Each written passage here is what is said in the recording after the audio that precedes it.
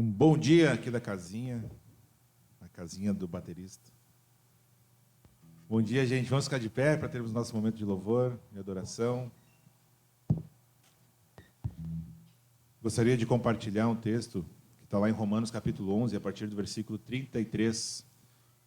Ele diz o seguinte: ó profundidade da riqueza, da sabedoria e do conhecimento de Deus! Quão insondáveis são os seus juízos, inescrutáveis os seus caminhos. Quem conheceu a mente do Senhor? Ou quem foi seu conselheiro? Quem primeiro lhe deu para que ele recompensasse? Pois dele, por ele e para ele são todas as coisas. A ele seja a glória para sempre. Amém. Amém? Essa primeira canção fala que a glória pertence ao Senhor. E é diante desse Deus majestoso, esse Deus que diante dele são todas as coisas, né? Tudo se submete ao senhorio desse Deus, inclusive nós. Então, como igreja, vamos adorá-lo, cantar essas canções. Então, pensa na letra, pensa no que você está falando, deixa agora as preocupações lá para fora e que a gente tenha um tempo genuíno, né, de adoração e de louvor a Deus. Vamos juntos, então?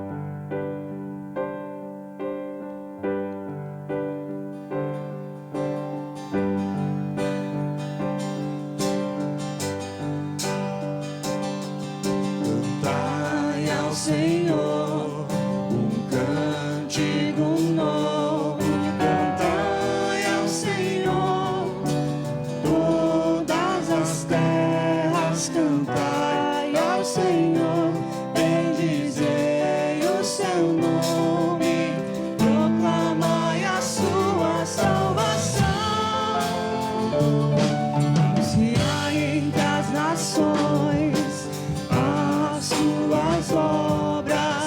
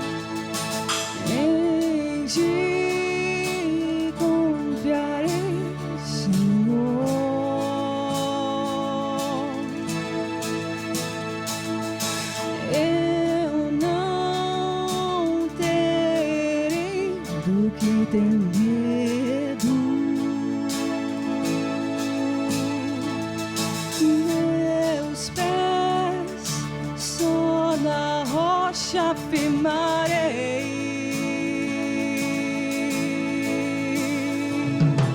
Não me abalarei,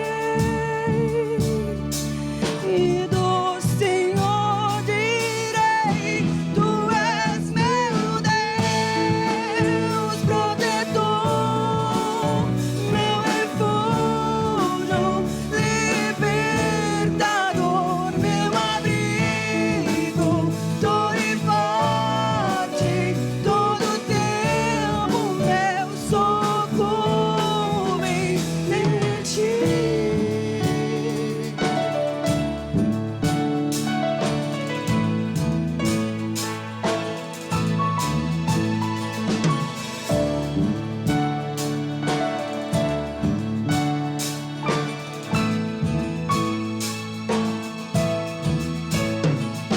Não há outro a quem eu ame. Tu és tudo que eu desejo. Eu me alegro em ti, e do Senhor direi: Tu és meu Deus, protetor, meu refúgio, libertador, meu abrigo, torre forte, todo tempo meu socorro és meu Deus, protetor, meu refúgio, libertador, meu abrigo, torre forte, todo tempo meu socorro vem de ti.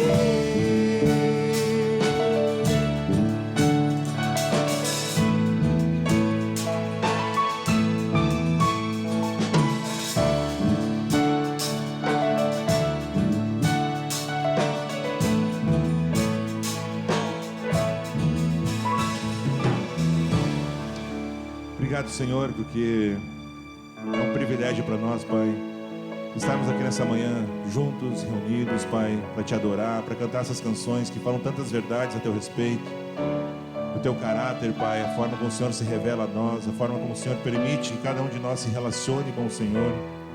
Obrigado, Pai, porque, como cantamos, o Senhor é nosso refúgio, a nossa fortaleza, aquele que nós podemos buscar socorro em momentos de tristeza, de desamparo, de desesperança. Obrigado, Senhor, porque Tu tens cuidado de nós. Obrigado porque o Senhor não muda. O Senhor é Deus imutável. O Senhor é Deus que não falha. É o Senhor que tem nos mantido, nos sustentado todas as coisas, Pai. Diante de Ti estão todas as coisas criadas, as conhecidas, as desconhecidas. Toda a honra, toda a majestade, toda a glória, Senhor, nós queremos render a Ti. Obrigado, Pai, porque podemos Te louvar, Te adorar com essas canções. Obrigado, Senhor, porque podemos cantar com o coração grato, sabendo que o Senhor tem feito muito mais daquilo que nós precisamos, Pai. Tem sido um Deus generoso, bondoso, cuidadoso, pessoal com cada um de nós. Obrigado, Senhor, por isso. É um privilégio, de fato, estarmos aqui cantando a Ti. Em Teu nome que oramos. Amém. O único que é digno de receber a honra e a glória, a força e o poder, ao Rei eterno, imortal, invisível, mais real, a Ele ministramos o louvor. Ao único que é digno de receber a honra e a glória, a força e o poder, ao Rei eterno, imortal, invisível, mais real, a Ele ministramos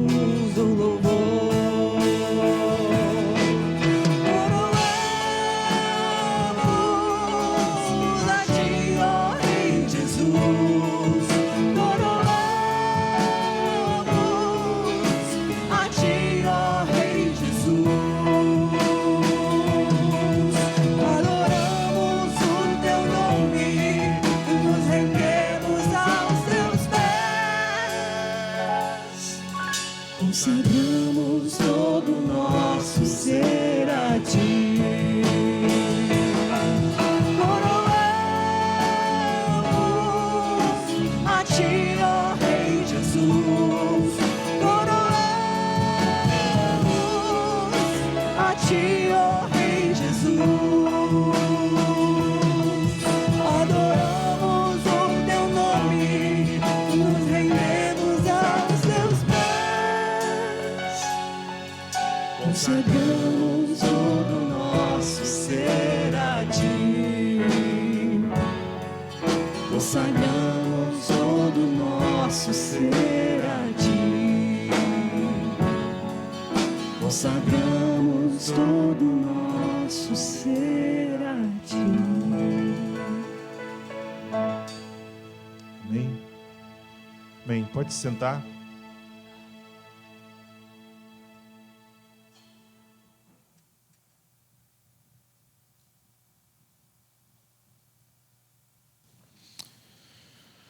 Muito bem, de lá para cá. Bom dia agora fora da casinha. Né, João? Fora da casinha agora. Né, João? Muito bem, nós temos feito a nossa série, né, dos encontros de Jesus com diversas pessoas. Já temos aí passado algum tempo estudando, né, esses encontros pessoais de Jesus e a forma como isso tem impactou a vida dessas pessoas e a forma como isso também traz impacto para as nossas vidas, né? Quais aplicações nós podemos fazer diante daquilo que temos visto em nossas próprias vidas, né? Diante desses encontros de Jesus, com tantas pessoas, né? Encontros pessoais aí com Jesus, fora aqueles encontros com multidões, né? A nossa proposta é estudarmos mais os encontros pessoais, no tete a tete, né? No 1 a 1 com Jesus. E hoje, então, eu gostaria de falar sobre uma história muitíssimo conhecida, né? Se você cresceu numa igreja evangélica, você com certeza já viu muitas e muitas vezes sobre esse personagem baixinho chamado Zaqueu. Então, eu quero te convidar a abrir a tua Bíblia lá no Evangelho de Jesus, escrito por Lucas, capítulo 19, dos versículos 1 até 10. Lucas 19, do 1 até o 10.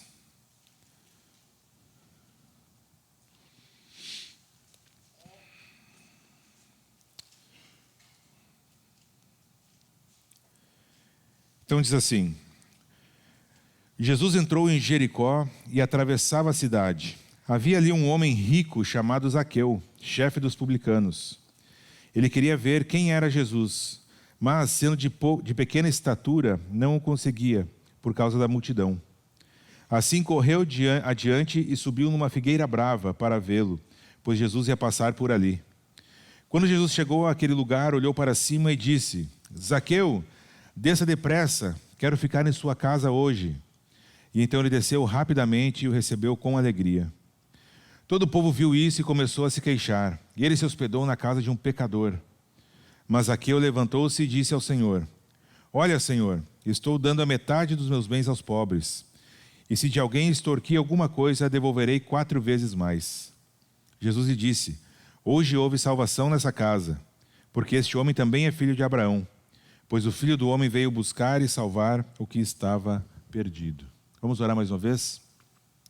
Senhor nosso Deus, obrigado pelo tempo que já tivemos de cantar ao Senhor. E nos colocamos, Pai, diante de Ti, pelo privilégio que temos, Pai, de termos a exposição da Tua Palavra diante de nós. E a minha oração, Pai, é que o Senhor nos ajude a entender aquilo que o Senhor tem para cada um aqui nesta manhã. Que Teu Espírito, Pai, nos capacite a entendermos, a compreendermos aquilo que o Senhor quer falar com cada um aqui nesta manhã, Pai. E não te peço isso só com uma formalidade, Pai, mas de sinceridade de coração.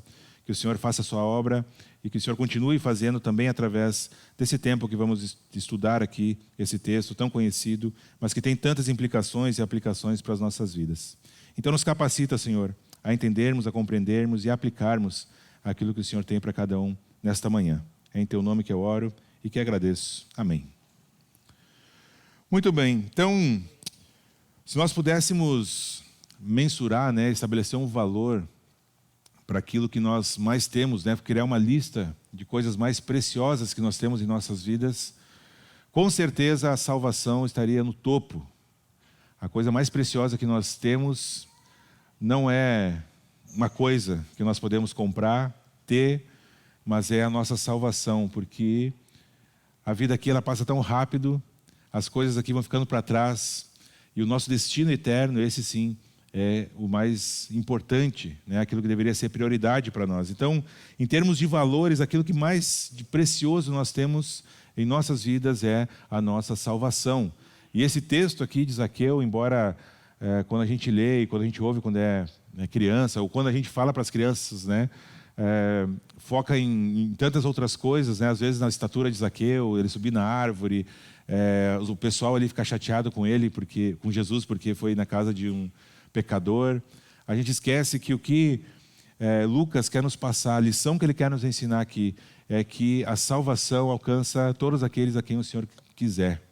Nós vamos ver quem era Zaqueu e vamos perceber que se nós estivéssemos com aquelas pessoas ali ao redor de Jesus e ao redor de Zaqueu, talvez a gente também ficasse indignado de Jesus e comer, né, se hospedar na casa de Zaqueu. Então, o nosso maior presente, o nosso maior bem, aquilo que foi nos dado de graça, que nós podemos e devemos priorizar é a nossa salvação, porque é a salvação que vai nos trazer a esperança de uma vida eterna com Deus. Isso vai nos trazer paz em momentos difíceis.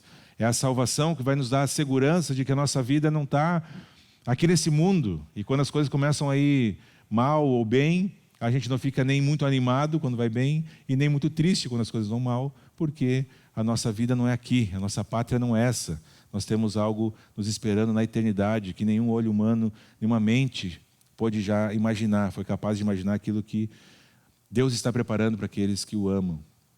Então a salvação é esse bem maior, mais importante, mais valioso que nós temos, embora muitas vezes a gente deixe isso em segundo, terceiro, quarto, 15º, 18º e aí por diante lugar, né, nas nossas vidas. E aí nós temos esse trecho então, né, da Bíblia, da conversão desse homem chamado Zaqueu, a história desse homenzinho, né, que foi impedido de ver Jesus por causa da multidão, né? Ele era de baixa estatura, não sabemos se ele era só baixinho, se era um anão mesmo, mas o fato é que a multidão estava ali ao redor de Jesus. Jesus tinha acabado, ali, se você voltar um pouquinho os seus olhos aí na tua Bíblia, Jesus tinha acabado de curar um mendigo cego, e aqui nós já temos um spoiler, né, daquilo que Jesus estava fazendo, porque ele acabou de curar um mendigo cego, e agora ele entra na casa de um homem extremamente rico, e também levando as boas novas do Evangelho, né? E aí de novo nós podemos perceber que a salvação chega aonde o Senhor Jesus quer que ela chegue.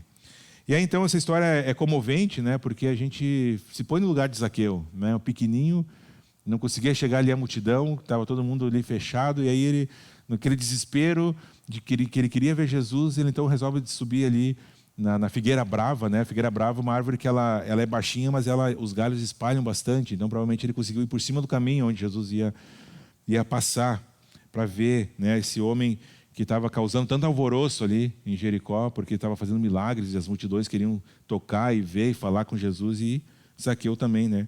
Não era diferente de tantos outros, queria se encontrar, queria ver pelo menos Jesus. Então, o fato é que essa história nos traz muitas lições, muitas aplicações muito preciosas sobre como nós podemos olhar para a salvação, para a questão da salvação, né, nas nossas próprias vidas.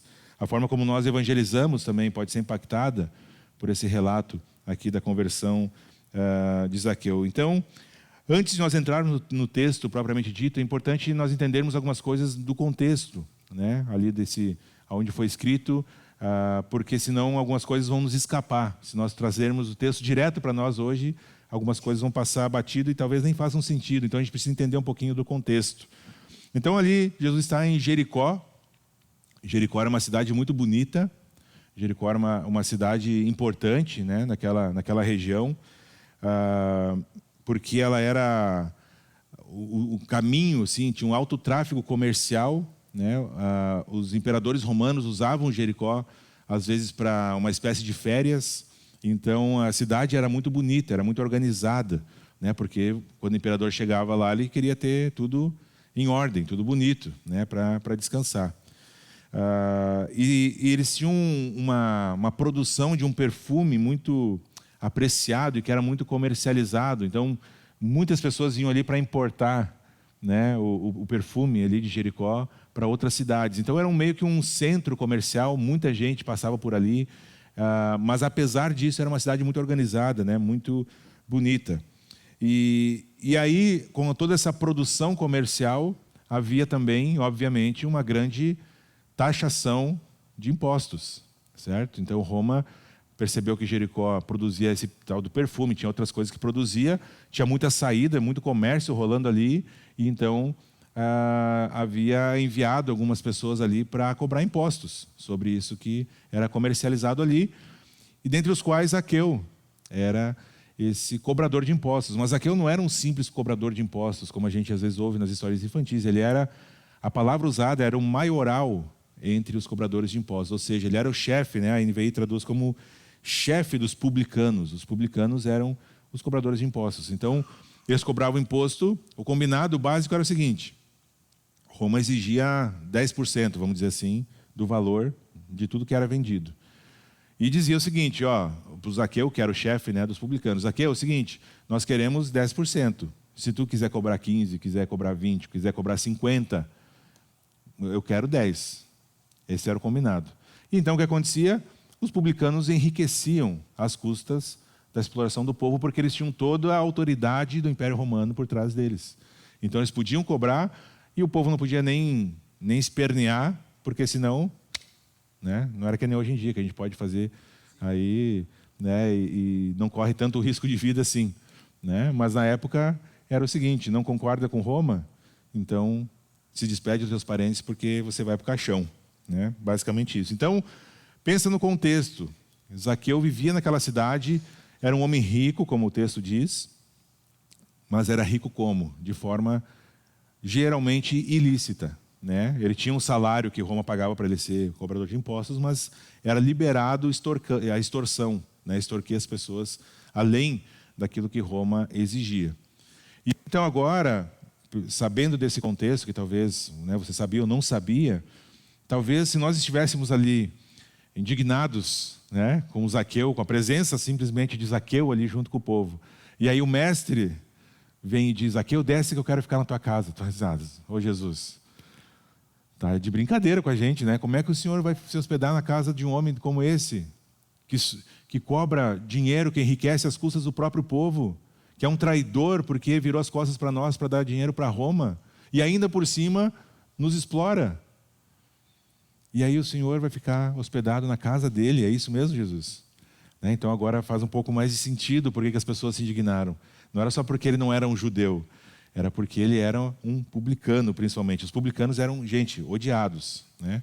Se as pessoas pudessem, elas matavam espancado um publicano. Elas só não faziam isso porque tinha todo um exército romano que cuidava, né, desses publicanos, justamente porque queria a coletagem dos impostos, né?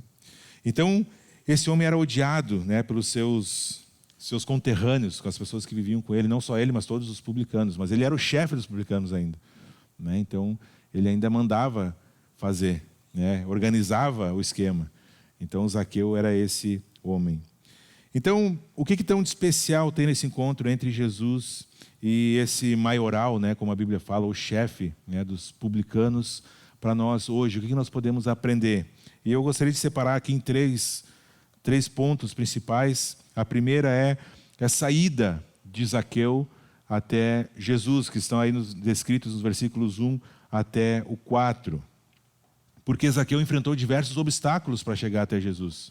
E isso é importante a gente entender. Zaqueu queria muito se encontrar, pelo menos ver Jesus. E a gente precisa entender quais obstáculos Zaqueu enfrentou aqui para poder ver Jesus. Primeiro, foi o obstáculo da sua profissão. Zaqueu sabia que era odiado por todo mundo. Zaqueu sabia que, por ser um publicano, ele enfrentaria uma multidão que não ia gostar muito da presença dele ali junto. E ele provavelmente podia pensar que não sabia o que Jesus pensava a respeito dele também. Se Jesus também não gostava dele, se Jesus talvez ia mandar ele sair e mandar embora. Mas ele passa por cima dessa questão toda da profissão e vai atrás de Jesus. Inclusive, uma curiosidade, Zaqueu significa justo e puro. Esse era o nome de Zaqueu, né? Que ainda não era justo, muito menos puro. Mas isso significa o nome de Zaqueu. Então, ele começa a ir atrás de Jesus, né? E aí, esse é o único lugar do Novo Testamento em que se menciona um líder de impostos, um coletor de impostos. É só aqui, só sobre Zaqueu. Em outro lugar a gente tem um líder, um publicano, um chefe dos publicanos sendo relatado, né, em alguma coisa que tenha feito aqui na Bíblia. Não tem nenhum relato, né, de outro. E aí então, os publicanos eles eram considerados ladrões pelo povo, porque eles roubavam, né? Então, com razão, eles enriqueciam ilicitamente e eram tidos como os ladrões no meio do povo. O trabalho dos publicanos era visto como uma traição nacional, inclusive, porque eles tiravam dinheiro do povo e davam dinheiro para Roma, que era quem dominava aquele povo, né? Mas, ignorando tudo isso, Zaqueu decidiu que ele queria ver Jesus, né? No versículo 3, ele queria ver quem era Jesus. E aí, então, foi. E aí, então, a gente chega no segundo obstáculo de Zaqueu, que era a sua condição física. Ele era um homem baixinho, pequeno, e a multidão já não gostava dele. Provavelmente, quando via Zaqueu chegando, já fechava aqui. Ele vinha por aqui e o pessoal fechava aqui, né? E não queria que Zaqueu estivesse ali, né? Tipo assim, se toca e vai embora. Não fica aqui no nosso meio.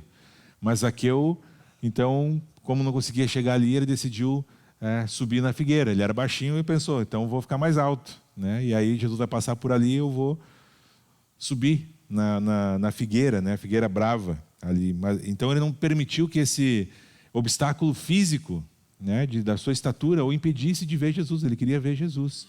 E ele não permitiu que isso impedisse a multidão, a sua profissão. E, inclusive, não está aqui, mas nem a sua riqueza não impediu Zaqueu de ver Jesus. Porque ele podia muito bem pensar, estou tranquilo, tenho aqui muito dinheiro, né? Não preciso de mais nada, tenho cuidado de Roma, tenho muito dinheiro, tenho uma casa boa, tenho comida, tenho conforto. Mas também isso não impediu Zaqueu de procurar Jesus. Ele queria ver quem era Jesus. Zaqueu também passou por cima do obstáculo do orgulho, porque ele sabia que aquelas pessoas não gostavam dele. Pensa você chegar num lugar onde tem uma multidão, pensa nesse salão aqui, todo mundo te odeia de morte, e você, sabendo disso, entra no lugar. Zaqueu foi para o meio da multidão, sabendo que aquela multidão, se pudesse, esfolava ele vivo. E ele passa então por cima do orgulho, deve ter ouvido muitas coisas que não eram agradáveis, né? Ninguém convidando ele para ficar, muito pelo contrário, né? Dizendo para ele ir embora, mas Zaqueu passa por cima do orgulho, porque ele corre, né? Versículo 4, assim correu adiante e subiu numa figueira brava para vê-lo. Pensa nessa cena, um homem rico, um homem ali importante, né? O povo respeitava mais por medo do que por respeito mesmo, se abraçando na árvore, subindo na árvore ali e tal, dando aquele jeito de subir no galho. Uma cena cômica, quase patética talvez, mas Zaqueu não se importou com isso, né? Engoliu o orgulho porque ele queria ver Jesus, né? E não teve vaidade, foi lá e subiu na árvore, né? Então a gente pode criar uma imagem de que Zaqueu desceu do seu pedestal, né, de onde ele estava, e subiu aí numa árvore, né, para ver Jesus passar. Também Zaqueu enfrentou, obviamente, aí o obstáculo da multidão, né? A multidão não deixava ele passar, ele era pequeno, e Zaqueu não se deixou abater por isso, ele achou a alternativa, então foi lá, subiu na árvore, e também depois, quando Jesus convida ele para ir para sua casa, ele enfrentou o obstáculo dos murmuradores, ou daqueles dizendo, Jesus, ficar na casa desse cara aí, tu sabe quem ele é, né? Tu sabe que ele rouba a gente, tu sabe que ele manda dinheiro para Roma, tu sabe que ele é um traidor nacional, tu sabe que se a gente pudesse, a gente dá um jeitinho nele aqui mesmo, Jesus, e tu vai ficar na casa desse homem, desse pecador. Então Zaqueu fica alegre, né? No versículo 6 diz que então ele desceu rapidamente e o recebeu com alegria. Zaqueu não deu a menor bola né, para o que aquelas pessoas estavam dizendo, os esculachos que estavam dizendo para Zaqueu. Ele passou por cima disso porque queria receber Jesus, né, na sua casa. Então, o Zaqueu teve diversos obstáculos aqui, que nós podemos perceber, porque ele queria ver Jesus, né? Alguns estão descritos, outros são subjetivos, e a gente pode deduzir, né? Por exemplo, o orgulho, a riqueza, né? E alguns são aqui a estatura, a multidão, os murmuradores, aqueles que estavam xingando ele. Ele passou por cima de tudo isso para ver Jesus. Ele só queria ver Jesus. Zaqueu não sabia que Jesus ia convidar ele para ficar na sua casa. Ele só queria ver esse homem que estava fazendo tanta coisa passar.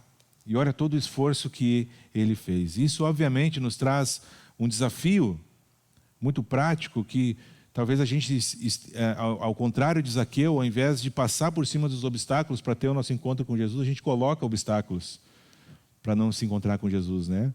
A gente não tem tempo, a gente não tem vontade, a gente tem preguiça, e aí vai colocando um monte de coisa aí na frente, né? Em vez de correr para Jesus, a gente vai colocando obstáculo e vai se afastando cada vez mais de Jesus. E uma lição muito preciosa que nós podemos aprender com Zaqueu é que nada deveria nos impedir de ter o nosso encontro com Jesus. Nada deveria nos impedir de termos um encontro pessoal, seja no sentido de conversão, seja no sentido de uma comunhão com Jesus, contínua, diária, se você já conhece a Jesus. E se você não conhece a Jesus, nada deveria te impedir de se encontrar com Jesus, de saber quem é Jesus, e querer saber e conhecer mais a respeito desse Deus que deu a própria vida por amor ao seu povo. Mas às vezes a gente começa a colocar, né, um empecilho, outro empecilho, e aí eu não tenho vontade, tenho preguiça, o trabalho está muito puxado, eu estou muito cansado, minha cabeça não funciona direito, e eu preciso descansar, eu preciso dormir, né? Mas os filmes, as séries, as outras coisas estão tudo em dia, né? Menos aquilo que importa, que é o tempo com Deus. Então, essa é a primeira grande lição que a gente pode aprender com Zaqueu. E aí então nós temos o segundo quadro, o segundo evento aqui, que é a permanência de Jesus com Zaqueu, versículos 5 até o 9. Então, Jesus chegou, olhou para cima, né, onde estava Zaqueu, e disse: Zaqueu, desça depressa, eu quero ficar na sua casa hoje. E então ele desceu rapidamente e o recebeu com alegria. Jesus buscou Zaqueu. Quando Zaqueu, na verdade, estava tentando chegar até Jesus, Jesus viu Zaqueu, como ele viu Mateus, né, lá quando ele chama o discípulo Mateus, quando ele vê Natanael embaixo da figueira, Jesus vê Zaqueu ali em cima da figueira, antes que Zaqueu possa fazer qualquer coisa. Jesus o encontra e diz: Zaqueu, desce, eu quero ter uma conversa contigo, eu quero ficar na tua casa. E esse é o único lugar de toda a Bíblia, de todo o Novo Testamento, em que Jesus pede para se ficar na casa de alguém. Jesus nunca se ofereceu para ficar na casa de alguém. Nesse caso de Zaqueu, ele diz: desce que eu quero ficar na tua casa. O único lugar em que Jesus se oferece para ficar, né? Jesus, se não tinha nenhum lugar para ficar, ele ficava onde estava, ou se alguém convidava, às vezes ele ia, às vezes não ia, né? Mas esse é o único lugar em todos os evangelhos, aí, no ministério de Jesus, em que ele se oferece para ficar na casa de alguém. Então, o desejo de ver Jesus foi superado, né, pelo desejo de Jesus de ver Zaqueu. Porque Jesus só não vê, mas ele quer conversar, quer ter tempo ali com Zaqueu. Ele quer ter essa comunhão com Zaqueu. E aí então Jesus nos revela com essa ação que o seu amor por nós, ele é desprovido de qualquer tipo de preconceito, embora ele seja Deus, já tenha a presciência de quem nós somos, mas ele não tem nenhum preconceito a respeito das pessoas, porque, como eu falei no início, alguns versículos antes, Jesus cura um cego que era mendigo, vivia ali pedindo esmola para as pessoas passando, e agora no ato seguinte, Jesus está ali salvando um homem extremamente rico, poderoso, né? E está ali falando do seu amor para esse cobrador de impostos, e a cidade inteira murmura com Jesus, e Jesus não se importa com isso também, e quer ficar na casa de Zaqueu. Eles sabiam que Zaqueu era um grande pecador diante da lei, né, um traidor nacional, mas o que eles não sabiam é que Jesus era amigo de publicanos, de pecadores, E é claro que aqui tem um alerta muito importante, porque isso às vezes é usado de desculpa, né, para a gente andar com as pessoas que a gente não deveria andar. Né? Jesus andava com todo mundo, andava com prostituta, andava com pecador, andava com publicano. Isso tudo é verdade, mas Jesus não simplesmente caminhava com eles e fazia nada. Jesus tinha um discurso. E o discurso de Jesus era: arrependa-se. Eu sou o caminho, a verdade e a vida. Ninguém vem ao Pai a não ser por mim. Arrependam-se. Né? Então não é simplesmente andar por andar, de ter amizade. É andar, mas falar do seu amor, falar do evangelho, falar do arrependimento, chamar ao arrependimento, a confissão de pecado. É isso que Jesus faz ao andar com o publicano. Mas o fato é que ele andava com publicanos e pecadores e as pessoas ficavam indignadas por isso. Né? E Jesus não se importa muito com a opinião pública. Né? Pelo contrário, ele faz aquilo que ele veio fazer, independente disso. E aí então, nós temos as evidências. Né? Então Jesus fica ali com Zaqueu e nós já entramos na terceira foto aqui desse encontro, que é aquilo que acontece com Zaqueu nesse encontro com Jesus. Né, dos versículos 8 até o 10, Zaqueu, 8, né? Mas Zaqueu levantou-se e disse ao Senhor: olha, Senhor, estou dando a metade dos meus bens aos pobres, e se alguém extorquir alguma coisa, devolverei 4 vezes mais. Não sei se vocês conseguem entender a profundidade da mudança na vida de Zaqueu, porque Zaqueu era aquele que cobrava impostos ilicitamente, era aquele que extorquia as pessoas, é aquele que queria ter mais e mais. E aí a gente não sabe o teor da conversa ali com Jesus, né? A Bíblia não nos fala sobre isso, mas eles tiveram ali um tempo de conversa. E aí Zaqueu entrega a sua vida ao Senhor Jesus e nós já começamos a perceber mudanças profundas no seu caráter, na sua vida. E é isso que eu gostaria de chamar a nossa atenção nessa manhã, de que a salvação ela é muito mais séria, muito mais profunda do que só a nossa alma. A salvação, quando entregamos a vida para Jesus, é muito maior do que a gente simplesmente fazer uma oração no final do abismo ligado e dizer: agora eu sou salvo. Esse é o começo. Esse é o começo. A salvação ela vai impactar todos os aspectos da nossa vida. O nosso caráter, a forma como nós pensamos, a forma como nós nos expressamos, aquilo que nós consumimos, aquilo que nós deixamos de consumir, aquilo que nós compramos, aquilo que nós investimos nosso dinheiro, aquilo que nós deixamos de investir. A salvação, ela traz uma mudança profunda e radical nas nossas vidas. Pensa bem, esse homem era um publicano, era odiado pelo povo, ele roubava, ele enriquecia ilicitamente. Para ele era normal pegar dinheiro dos outros, quanto ele queria. E de repente, ele diz: olha, Jesus,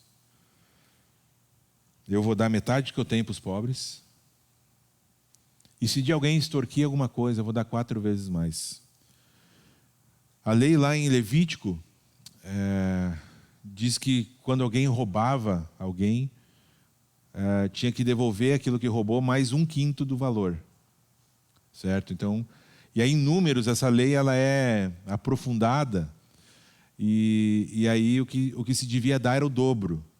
Né? Então eu roubei um boi, eu tinha que devolver 2. Né? Roubei uma ovelha, eu devolvia 2.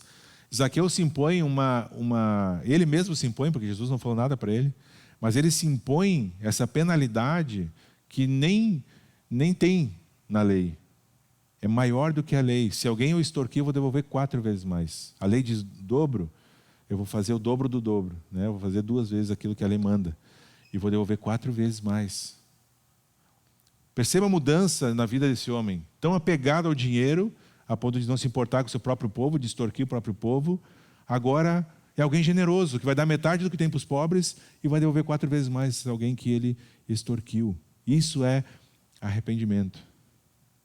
Isso é mudança de vida. Isso é um impacto de que alguém que se encontra verdadeiramente com Jesus e entrega a sua vida ao Rei dos Reis, ao Senhor dos Senhores, faz. Não tem como permanecer igual, não tem como eu e você falarmos que tivemos um encontro pessoal com Jesus e continuamos vivendo da mesma forma. Não é possível. Quer dizer, é possível, mas aí não é uma conversão genuína. E o nome disso é hipocrisia. Eu falo e faço coisas que na verdade eu não sou. Então, Zaqueu teve essa mudança brusca. E aí ele teve essa prontidão em corrigir as falhas do passado. Isso também faz parte da conversão. Eu quero acertar. Agora eu percebi onde eu errei. E agora eu quero voltar lá e acertar. Na vida cristã não existe botar pedra em cima. Na vida cristã não existe varrer para baixo do tapete. Na vida cristã nós voltamos aonde erramos, aonde caímos. Nos levantamos, nos arrependemos, pedimos perdão, acertamos, pagamos aquilo que precisa ser pago e vamos seguir em frente. E é exatamente isso que Zaqueu faz, no seu encontro com Jesus. Então esse é o início de uma vida de santificação, de transformação, e é esse o impacto que uma conversão genuína vai trazer. E aí nós vamos percebendo, você provavelmente já ouviu essa ilustração, né, de quanto mais perto da luz a gente vai chegando, mais a gente vai percebendo a sujeira que tem em nós. E nós vamos limpando. A princípio nós estamos meio longe, meio no escuro. E a gente não percebe muita sujeira, né? Aí a gente vai se aproximando. E aí a gente vai se aproximando e vai percebendo que cada vez vai aparecendo mais uma sujeira aqui, uma sujeirinha ali. Nós vamos sendo limpos e vamos limpando. E cada vez mais perto da luz. Então a gente não pode confundir a salvação como simplesmente uma oração que eu faço e ok, agora eu posso continuar vivendo a vida como eu quero e eu vou para o céu, estou garantido lá no céu, enfim, era isso que eu queria, né? Se Jesus não estiver lá, azar, eu quero ir para o céu, eu quero fugir do inferno. E é isso, e a minha vida continua igual ou pior do que antes. Isso não é conversão, gente. Isso não é. Isso é um auto-engano. Isso é pensar que eu posso comprar alguma coisa de Deus, posso manipular Deus, posso enganar, né? Dizer para Deus que eu sou convertido para ir para o céu, mas na verdade eu não sou. Não é isso que acontece aqui com Zaqueu. Mudanças profundas na sua vida acontecem quando ele entrega a sua vida para Jesus. Provérbios 28:13 diz que o que encobre as suas transgressões jamais prosperará, mas aquele que as confessa e deixa alcançará misericórdia. E é isso que Zaqueu faz. Ele não tenta esconder de Jesus. Ele diz, olha, eu vou dar metade, e de quem extorquir, eu vou dar 4 vezes mais. Está tudo exposto aqui. Eu sei que o Senhor conhece a minha vida. Eu sei que o Senhor conhece quem eu sou. E essa verdade é a mesma para mim e para ti. No livro de Hebreus nós vamos ler que a nossa vida está toda exposta diante de Deus. Ele conhece cada cantinho da nossa vida. E aí o texto continua de Hebreus dizendo que ela está exposta diante daquele a quem nós iremos prestar contas. E eu não falo isso para você ficar com medo. Não falo isso para você sentir medo no sentido de, será que então que eu vou para o céu? Será que não? Se você está fazendo esse questionamento, que bom, faça mesmo. Pensa a respeito da sua conversão. Pensa de como foi a sua conversão.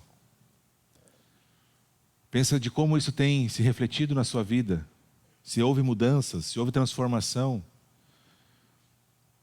Quem nos dá o selo da salvação é o Espírito Santo, né? Não somos eu e você, porque se fosse assim, seria muito falho, né? A qualquer momento poderíamos não ter mais a salvação. Mas quem sela, quem garante é o Espírito Santo. E quem testifica aos filhos de Deus que são salvos também é o Espírito Santo. Então procura saber. Pergunta para Deus, pergunta para você mesmo, peça para que Deus sonde o seu coração. O fato é que quando Zaqueu demonstrou o seu sincero arrependimento, Jesus diz o que para ele? Versículo 9. Hoje houve salvação nessa casa. Hoje houve salvação nessa casa. Porque esse homem também é filho de Abraão. E aí Jesus resume o seu ministério, principalmente aqui no Evangelho de Lucas, a ideia, pois o Filho do Homem veio buscar e salvar o que estava perdido. Lembra que Jesus disse para os fariseus, quando ele cura aquele homem cego de nascença, e ele fala no final, se vocês pelo menos dissessem que são cegos, tivessem consciência da sua cegueira, vocês poderiam ser perdoados também, mas porque vocês insistem em dizer que enxergam, que vocês têm a razão, que vocês sabem o que é certo e o que é errado, então vocês continuam em pecado.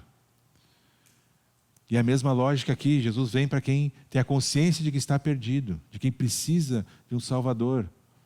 E a gente não sabe da motivação de Zaqueu de ver Jesus, mas o fato é que ele queria muito ver Jesus.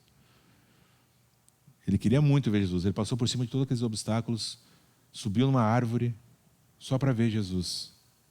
Só para ver Jesus. Então, Zaqueu provavelmente não tinha esse auto-engano, pensando que ele sabia de todas as coisas, que ele era bom, né? Talvez ele tinha consciência, inclusive, do que ele fazia, de quem ele era, e por isso ele queria pelo menos ver, né, o mestre que tinha feito tantos milagres. Para nós encerrarmos, nós vimos aqui que uma pessoa como Zaqueu foi alcançada pela graça, pela misericórdia de Jesus, e como isso trouxe transformações profundas, imediatas, né, na vida desse homem, que não era uma boa pessoa, muito pelo contrário, mas trouxe essas transformações tão repentinas, né, tão radicais na vida desse homem. A gente precisa entender que a conversão, a salvação, não é só uma salvação da alma, não é só um ingresso para ir para o céu. A salvação é muito maior, muito mais profunda, muito mais abrangente do que isso. Ela tem uma abrangência total nas nossas vidas. Tem que ter, senão ela não é genuína. Lembra de quando Jesus fala com Nicodemos? O que é preciso? Nascer de novo. Ninguém nasce só uma parte, né? Vivo, pelo menos, não. Nascer de novo, gente, é tudo novo. Tudo novo, todas as áreas. A salvação é muito maior do que somente esse ingresso para ir para o céu. Então, aquele que é de fato convertido, e aí cada um de nós precisa avaliar a sua própria vida diante de Deus, conversar com alguém talvez, vai dar os mesmos passos de Zaqueu. Esse é o processo normal. E quais foram os passos de Zaqueu? Renunciar ao pecado, renunciar a uma vida de pecado, uma vida de fazer coisas que não eram certas diante de Deus e dos homens. Dizer, agora chega, eu não quero mais essa vida. Agora as tentações que antes chegavam e que eram praticadas tão facilmente, já não me alcançam mais tão facilmente assim. E começa a seguir as virtudes cristãs. Zaqueu se arrependeu, quis abrir mão da sua vida de pecado e imediatamente já começou a seguir as virtudes cristãs de generosidade, né, de amor ao próximo, de arrependimento prático, né, devolver aquilo que ele tinha pego com maior valor ainda, né? Então é uma inversão. Antes o pecado que me atingia tão facilmente, que eu praticava tão facilmente, agora fica de lado. E as virtudes cristãs, que talvez antes eu ignorava, zoava, ria, agora são aquilo pelo qual eu vivo. Isso é conversão. Essa mudança de vida total. Então, em todos os aspectos, um cristão deve viver de tal modo que as pessoas olhem e saibam que é cristão. O J.C. Ryle é um teólogo bem conhecido, e eu quero encerrar com essa citação dele. Ele fala o seguinte: a fé que não purifica o coração e a vida não é fé verdadeira. A graça que não pode ser vista, tal como a luz, e experimentada, assim como o sal, não é graça, mas hipocrisia. O homem que professa conhecer a Cristo, crer nele enquanto pratica o pecado, o torna o maior hipócrita de todos. O homem que professa conhecer a Cristo, professa crer nele, enquanto se apega ao pecado e ao mundo, está encaminhando para o inferno, com uma mentira bem ao seu lado. O coração que provou de fato a graça de Cristo, odiará instintivamente o pecado e amará instintivamente a Deus e a sua palavra. Amém? Cada um de nós possa se avaliar diante desse relato aqui da conversão de Zaqueu e dar os passos necessários, né, em direção ao arrependimento, à mudança, ao abandono do pecado, assim conforme o Espírito Santo conduzia cada um de nós. Vamos orar? Senhor Jesus, obrigado porque nós podemos olhar para este relato da conversão de Zaqueu, a forma como o Senhor o tirou de cima da árvore, a forma como o Senhor o conduziu, Pai, até o arrependimento, a salvação. Obrigado, Pai, porque a Tua graça e a Tua misericórdia não conhecem barreiras. O Senhor havia curado um mendigo cego, na sequência curou um homem extremamente rico e poderoso. Obrigado por esse amor, Senhor, que da mesma forma alcançou a cada um de nós aqui. Pai, que cada um de nós possa avaliar a si mesmo, sermos sondados, Pai, pelo Teu Espírito Santo, Senhor, a respeito da nossa salvação, da nossa fé, se temos vivido, Pai, de fato, como cristãos, como pessoas que creem em Ti. Nós podemos enganar todas as pessoas ao nosso redor, mas ao Senhor ninguém engana, do Senhor ninguém zomba. O Senhor conhece os nossos corações, o Senhor sabe, aqui no nosso meio, Pai, aqueles que de fato creram no Teu nome, aqueles que não. E, Pai, como é bom saber que temos ainda a oportunidade de nos arrependermos, de entregarmos as vidas nas Tuas mãos, Pai. Então, se há aqui, Pai, alguém que ainda não Te conhece pessoalmente, Senhor, toca no coração dessas pessoas. Que assim como Zaqueu, possa experimentar o arrependimento, experimentar a Tua graça, do Teu amor, da Tua misericórdia, Senhor. E aqueles que Te conhecem, Pai, que talvez tenham colocado os obstáculos, Senhor, para não se aproximar do Senhor. Ajuda, Pai, a cada um de nós a removermos, a passarmos por cima desses obstáculos que muitas vezes nós mesmos colocamos, Pai, em nossa comunhão com o Senhor, incluindo o pecado.